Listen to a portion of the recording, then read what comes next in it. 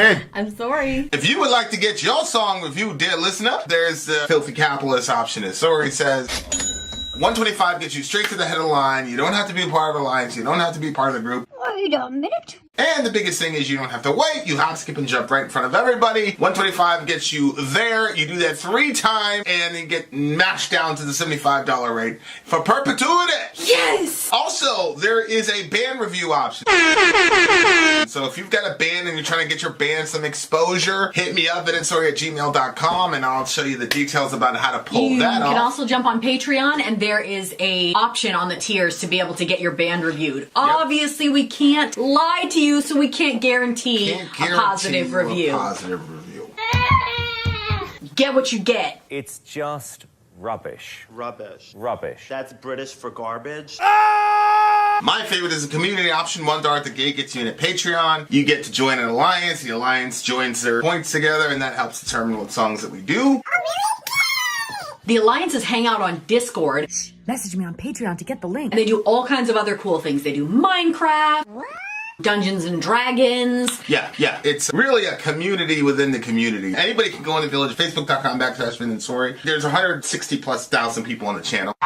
What's cool about the Discord is that it offers a real opportunity for community connection, friendship, that type of thing. And it's on Discord, so if you're not a Facebook person, it's for you. You start off at $1. Right. Plus you get exclusives. Sori and I are working on a song. So the first 15 seconds of that was on Patreon. Also, at $15 tier and above, when we actually debut the video, they're going to be there live with us. There you are, dear listener. Buy our merch. Buy our merch. Buy our merch indeed. You know what? Every time it pops up and I see Seven Dusted over there, it jars me for a moment because I know this is going to sound crazy, but for a second, I think, holy shit, there's a third person in this video. Is there something demonic going on here? Honest to goodness. Because on the screen, there's 3 people. There's only 2 people in this room. And then I realized, that's Seven Dusted. What? Because Seven Dusted is on the screen, and you made him very big. He's almost as big as us. Yeah, he's my buddy. Right, so it looks like when I see out of the corner of my eye, it comes back on, and I see us 2. It looks like there's somebody over your shoulder. Oh. So I'm like, that's my man. I get jarred for a second. I have that effect on a lot of people, Sori. Or should something's demonic is up. Something's demonic about this one.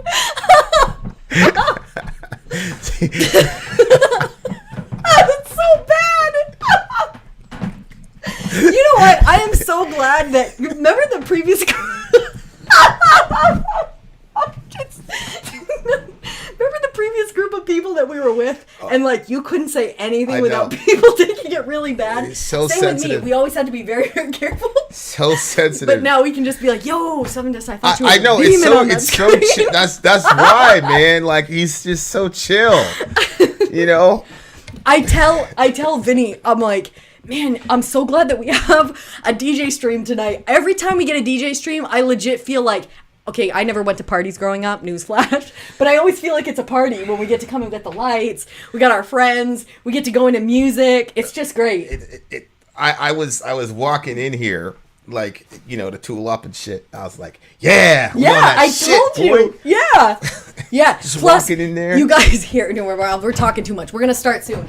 We used to have the black behind us used to be just a big giant sheet of black paper that was always falling down and getting all crinkly and looking. And I kept thinking, I need to just paint the wall. And finally I was like, I'm painting the wall, Vin. Yeah. And he was like, all right, I'll throw in with you. And it's legit awesome. It's like the entire wall is painted black. It looks so badass. Yeah.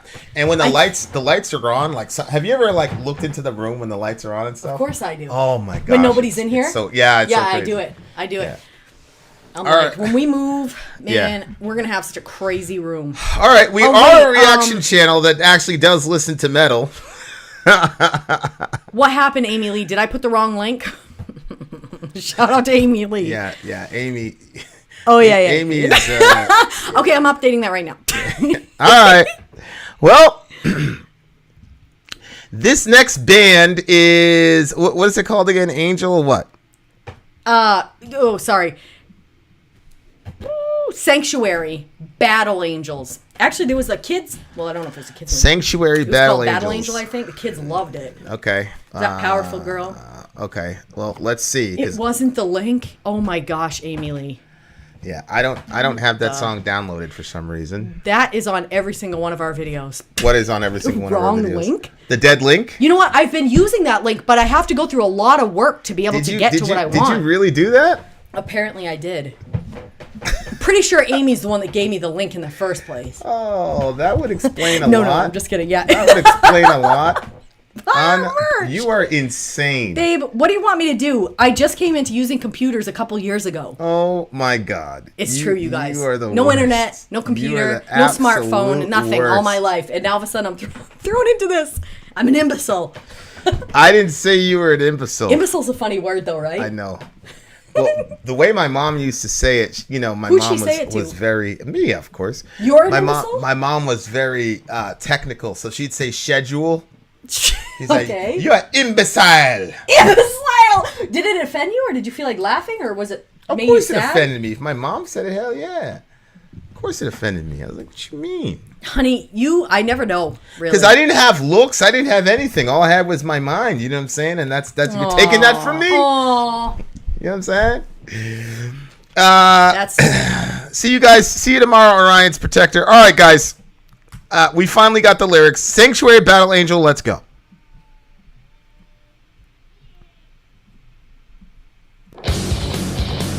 Oh, the riffage. The riffage. The riffage.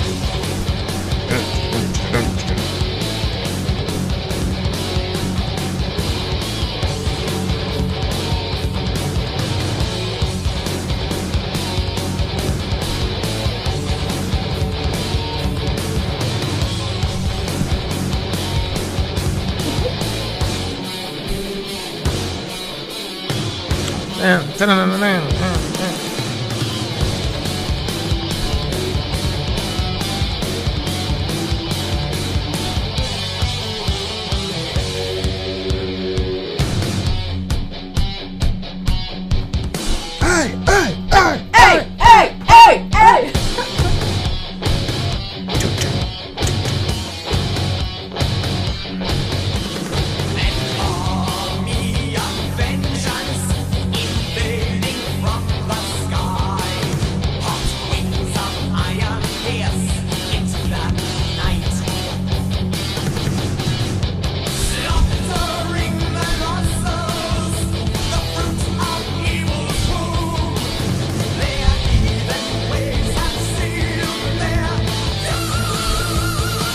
Wow. Let's go.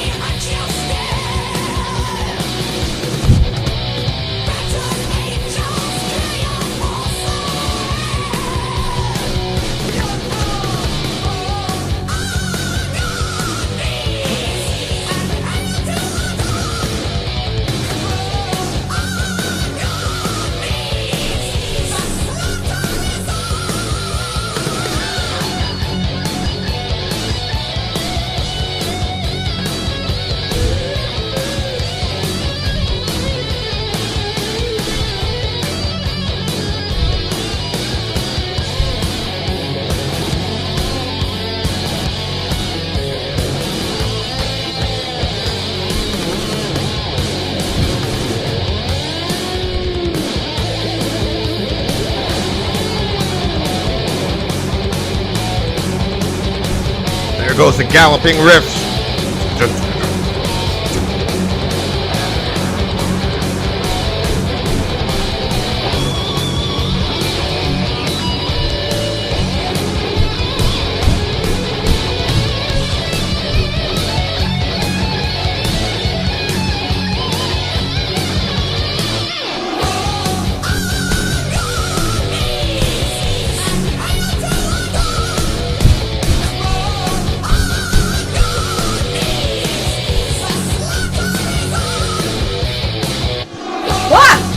That's so weird!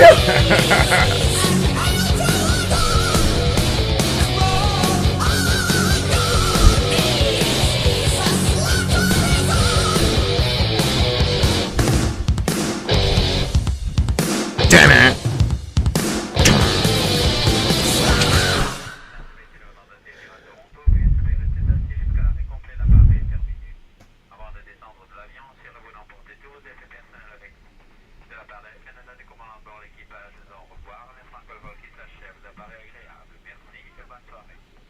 The hell are they saying?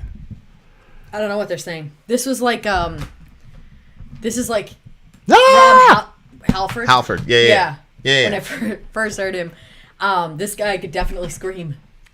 Didn't he hit the? Yeah, like he's very similar. He hit the notes perfectly. Yeah. I'm so happy. Living Dead Mama said she hopes they didn't have to get.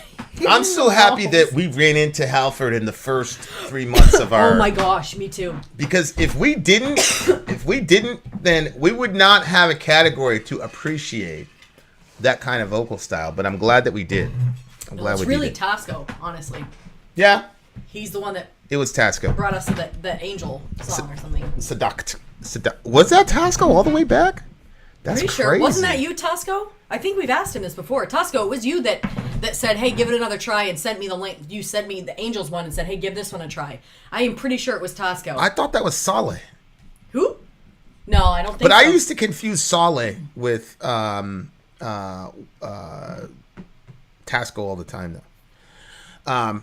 I really, me and Tasco got close when he said, "You are simultaneously the most engaging and infuriating person on the internet." Vin. I should have screenshotted that shit. You know they're selling tweets now. What do you mean? It's called like an IFT or something. That's smart. But like the first tweet that got sent is like it's worth like $2 million. It's like baseball cards now. Well, wait a minute. Can't you just go on and screenshot it yourself? Yeah, I don't know how it works. It was a Gary Vee thing I was listening to a couple nights ago. I was going to look into it with you, but I was like, when we start work again, I'll look in IFTs or whatever. But yeah, shit was crazy. It was Tasco for sure. That sound in the middle, for some reason, okay, I've said this before, but when I was a teenager, my parents had taken us, or freshly out of college or whatever, we went to, it was something in Disney. But we went on it was like a rock and roll sort of ride, and it was a roller coaster, but it took you backwards instead of forward. And I want to say it had something to do with Metallica, but I can't be sure. Metallica! But you went I didn't know I was going backwards on the ride because you're in a tunnel and you don't know. So I had no clue. I don't know if it said it somewhere, but I had no clue. So you're expecting to go forward, but then all of a sudden you're sucked backwards. The weirdest feeling in the world. And when that ride happened, it reminded me of this. When he did that in the song, when I was like, really? What? It had that feeling where I felt like I was going forward, but instead I went backwards. So that's why the sound just blew me away. I was like, what? Uh-huh. It was an Aerosmith ride. Okay, it probably was Aerosmith. What did you think the lyrics were about? I gotta go back to it because you know what? I don't even remember. I just was remembering the sounds of the song. Go ahead. No, I mean, I obviously have opinions. I just wanted your thought process on it. I know, honey, but you know what? I literally was so taken by the sound and how much it was reminding the sound. I don't even think I didn't look at the lyrics. I literally didn't even read one word of the lyrics. This is so weird. An army of vengeance invading from the sky. Hot wings of iron pierce into the night. Slaughtering the lost soul. The fruit of evil's womb. Their heathen ways have sealed their door. Echoing across the distant sky. The shout is heard. Battle angels cry. You'll all fall on your knees and hail to our dawn. Crawl on your knees. The slaughter is on. The battle is raging. Attack formation set. Hot blood flows through the streets. Their pact is kept. to rape and kill the martyr who dwells within the shrine. They did not heed the warning signs. Descending from the clouds, they hunt you still. Battle angels kill your forces of will. You'll all fall on your knees and hail to our dawn. Crawl on your knees, the slaughter is on. Boom, boom. Yeah. So what's really interesting to me, This is poetry. I don't know, rapture vibes. I'm about to go extremely meta here, and I don't care. Do it. Because the shit is too crazy. Okay, so here it is. This is a historian, ladies and gents. This is Flavius Josephus talking about the Jewish wars of the first century that culminated in 70 AD. Shout out to the big homie Vespasian. His son Titus ended up finishing the deal. But it's really interesting. So here's what happened. Besides these, a few days after that feast, on the 1 and 20th day of Artemisius, that's July, that's the 7th month. Okay. It's in the Macedonian calendar. The Macedonian calendar, I think, only has 10 months. Oh. So I don't think we can necessarily say it was July. But what's really interesting is it's a 7th month, right, in the Macedonian calendar, and the 21st day. That, because I've read this to you a million times, but this particular detail I've never really seen before. So now I'm gonna be I'm gonna be on a rabbit hole thing all tonight. Okay. Do that again, honey. Only Vid would drag out Josephus. Besides these, a few days after that feast, on the 1 and 20th day of the month of Artemisius, a certain prodigious and incredible phenomenon appeared. I suppose the account of it would seem to be a fable were it not related by those that saw it. This is Josephus. And were not the events that followed of it so considerable in nature as to deserve such signals. For before sunsetting, chariots and troops of soldiers in their army were seen running about among the clouds and surrounding the cities. So, right before the Jewish war ended, or popped off, however you want to say it. Why is the date significant? I'll tell you later. The people looked up in the sky and they saw beings in the sky that, what are you doing? I just told her to open the door. I feel a little sick to my stomach, so. Bye now. They saw beings in the sky dressed in war regalia. And, you know, Josephus is Jewish, so a person could say, well, that's that's a religious person. That's a religious person. Tacitus also, but notice, Josephus wasn't some gullible religious person. What he said was, I would have thought it was a fable. Yeah.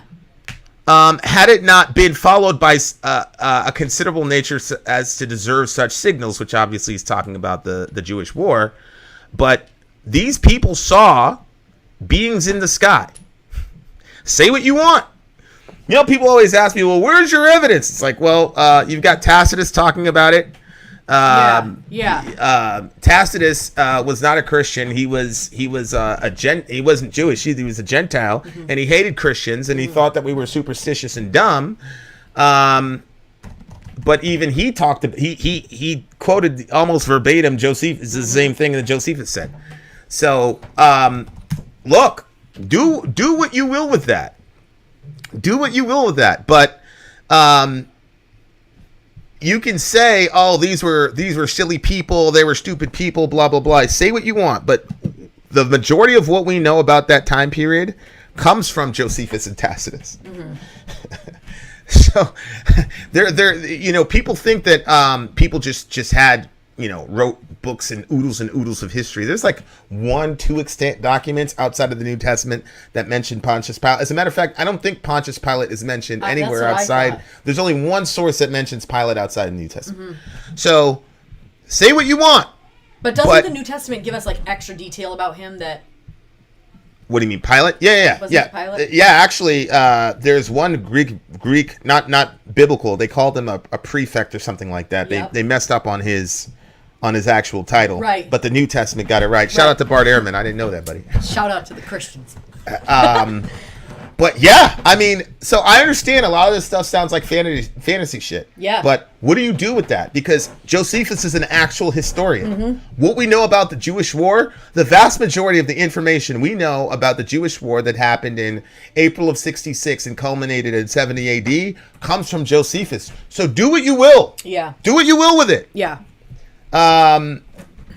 But you know, and I agree. Tacitus very likely, you know, piggybacked off of Josephus and Herod's daughter for his understanding of what Christianity was, and probably, you know, he was pretty hostile to us. But a lot of people were hostile to us at that time. But I mean, I don't know what to say. Mm-hmm. You know what I'm saying? Like I don't know. You know, there's this. Well, I believe them. I believe that happened. Mm-hmm. You know what's funny to me? When I was reading in the Bible, I said, "Oh, that's obviously metaphorical." No way, really? I've taught it a million times. You know, angels coming in the clouds and all that. I always said, "Oh, that's metaphorical for, you know, a change of government." You know, because there's all this apocalyptic language. I literally don't remember you saying, when somebody says something that I do not agree with, it doesn't stay in my head. Well, you agreed with it though. But at the core, did I? I'm pretty sure you did. That's weird. I don't remember it at all. You did. I remember that always being like literal. I always picture in my head like the clouds, the reddish orange behind it, the chariots up in there. Did you take the star, the moon turning into blood as literal? Yes. But literal blood? Oh no. Red. Did you take stars falling to the earth as literal? Yes. A star? Yes. And then you don't remember we had that conversation? Well, that's where you were like, "Are you serious?" Like, well, that's my point. If stars fall, okay, so fell? it was in the rubric of that discussion where I said all that shit was metaphorical. Yeah. Every time you already changed my mind. Every on time the I've star gone thing. through a preterist reading of Matthew 24, I said that. Yeah, this is the first time I'm hearing you saying you didn't. There's always a lot to think about when you're talking, babe. You bring a lot of new information to this. Stop it. Please make me stop. Angels are scary, yo. They're basically God's Marine Corps. Yeah. They don't play. But what's fascinating to me is that there's no commentary on this from secularists. Mm-hmm. Like when I was looking at that, because I you know, every time I talk, that's weird. You know, I you know, when I ran into that passage, I started teaching it. Yeah. And so, you know me, I always say, now this is what people say in response. Mm-hmm. So I was looking a lot to try to find a secular, like, hey, look at this, Pat. No commentary on it. That's bizarre. And Josephus is Jewish, but still not a fan of Christianity. Tacitus wasn't Jewish, but he was hostile to Christianity. They both talked about it. Do what you will with that. I know. There's a lot of shit in this world that we cannot comprehend. And especially when you think about Hoffman, they wanted themselves to be seen. Oh yeah. Right? Yeah. So one of the thing that's really crazy to me is that, like, you know, chariots of fire, things like that. And me and Dorian are debating. I'm like, you literally think they're literal chariots? Because I was arguing, it's a spaceship. You know what I'm saying? Like, and I'm like, you literally think there's horses in the air that are on fire? And Dorian says, yes. And I'm like, that's ridiculous. But now I look at Hoffman, because Hoffman basically states that what we see... This stuff is very interesting. Okay, so this right... Ah! Oh my God. So this right here... You're going to hell. This right here does have, like, legit ontology in the universe, but the way that I am seeing it is not what it actually is. Mm-hmm. So the idea is that the real world, reality is so complex that we have evolved to only look at what's going to get us fitness payoffs, as Hoffman says. So whatever is going to, you know, what did he say? Fight, fleeing, and reproduction. He didn't want to go with the other F. So he goes fight, flight, and reproduction. So what he believes is that our minds evolved to only look at what's going to promote those three disciplines, you could say. And so it's not necessary for you to see reality. As a matter of fact, Hoffman argues that if you were to see reality, your chances of survival decrease exponentially. And so the metaphor is, if we're playing Fortnite, every time I shoot someone in Fortnite, what I'm doing is programming a computer. Mm-hmm. So if I had to actually strip away all the animation and things like that and just do the zeros and ones in a certain way to accomplish a certain goal, I would lose that game. Right. Versus a kid who has the iconography and all the rest of it. And so what Hoffman is saying is that's what's happening in the real world. If you actually saw the real world for what it was, it would be so complex to you that you wouldn't fight, fly, or reproduce. Right? So then I say to myself, okay, so everything that we see has some basis in reality, but is not the way that we perceive it. Right. So then, if you're an interdimensional being and people fight with swords and chariots, that's their understanding of what war looks like, then they're going to present themselves that way. So from that vantage point, you could say literally the people saw horses in the sky and chariots, while simultaneously saying there were not horses and chariots in the sky. You see? Yes. So...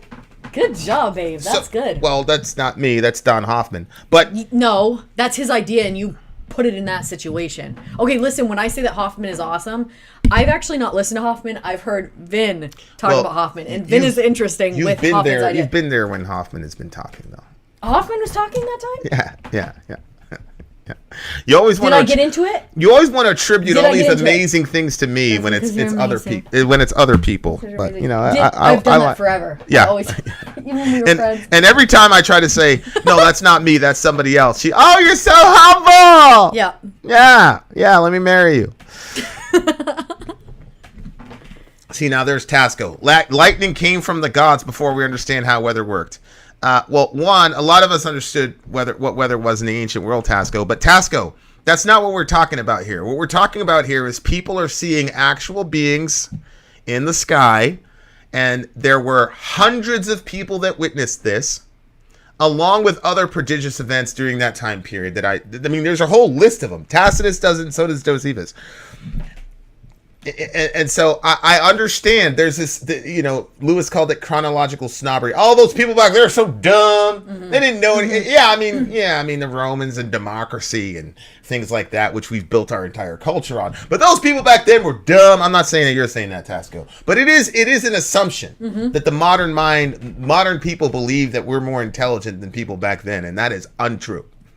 Well, I mean, you put a fifth grade. Put a fifth. Look at the pyramids. Say no more.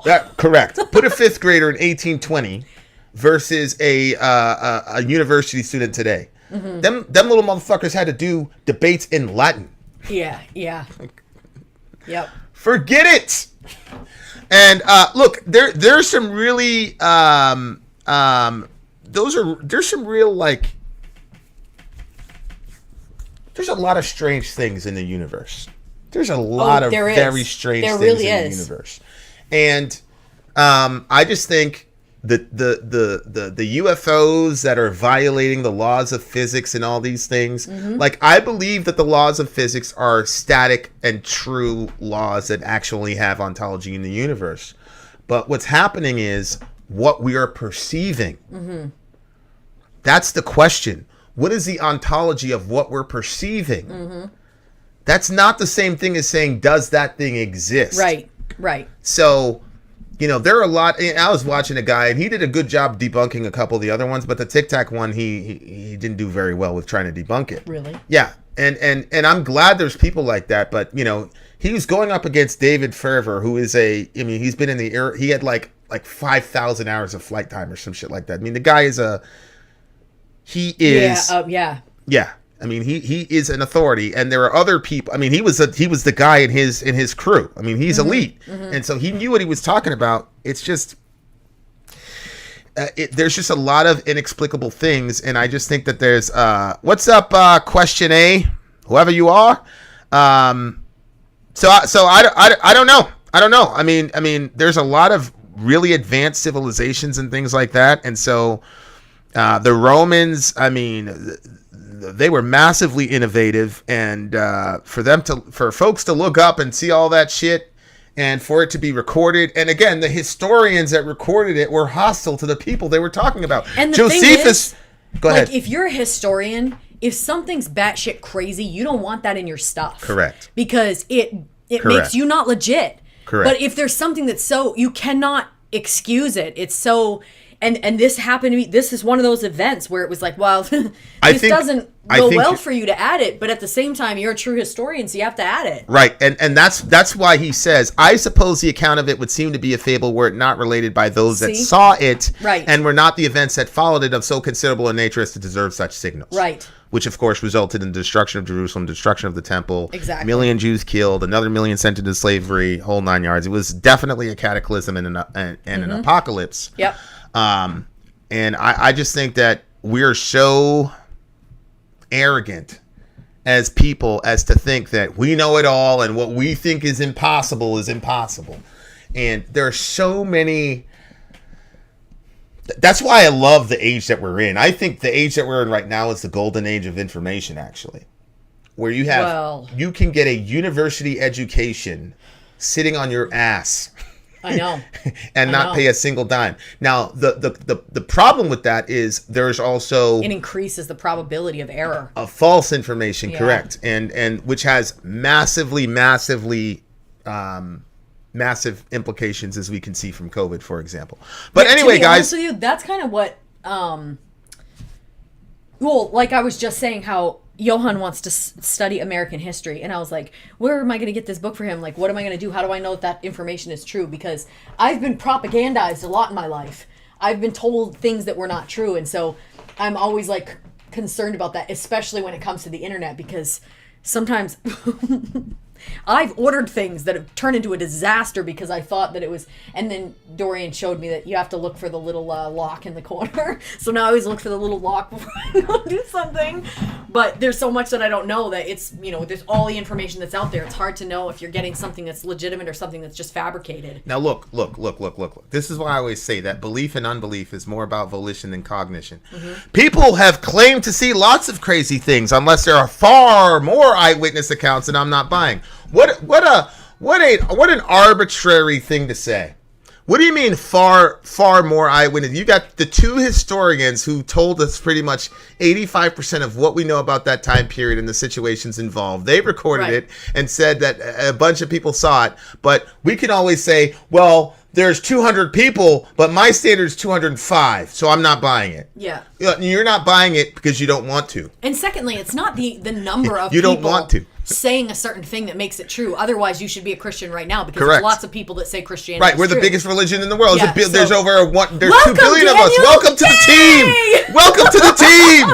But obviously, it's not the amount of people that legitimizes something. It's what we're looking, who the person is and what they stand for and how. So these are historians of their time, and there was two of them. For me, that's like, how legitimate is the person that's talking, not how many people are saying the same thing. And on top of that, I mean, look, here's what I say. If you don't want to believe something, you can always falsify it. Of course. Even if you saw it with your own eyes, you could say, well, that, the sun was in my eyes, blah, blah, blah. Well, although Tacitus said before sundown or after sundown, whatever it was. But, like... the sun was in my eyes. Like, look... That's what I'm saying. You can always say that. I was watching Neil deGrasse Tyson. He was talking about UFOs, and the person said, well, I mean, there is evidence. And he said, what's the evidence? And the person said, well, there's been multiple eyewitness accounts. He started laughing. He said, eyewitness accounts are the weakest form of evidence. That's what Neil deGrasse Tyson said.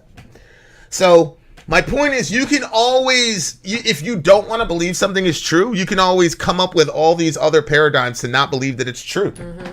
And that's fine. The question that I've been asking people is, what accounts for that kind of logic? Right. That's the question. Yep. What accounts for that kind of logic? Why are you that way?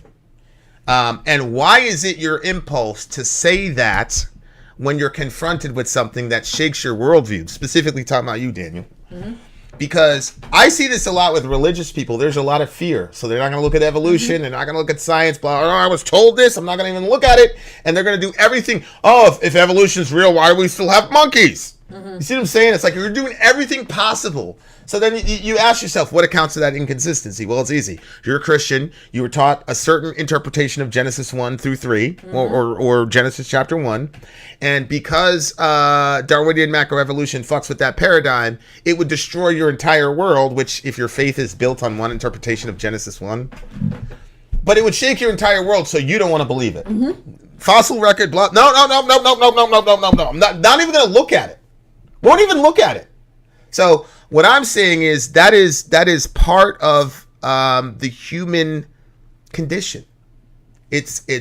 We do not believe or disbelieve things based on, we're not information processing machines. We're human beings. Right. And there are implications to believing certain things, and we don't want to deal with those implications. Absolutely. The more conversations I have, the more I believe that is true, generally speaking. Mm-hmm.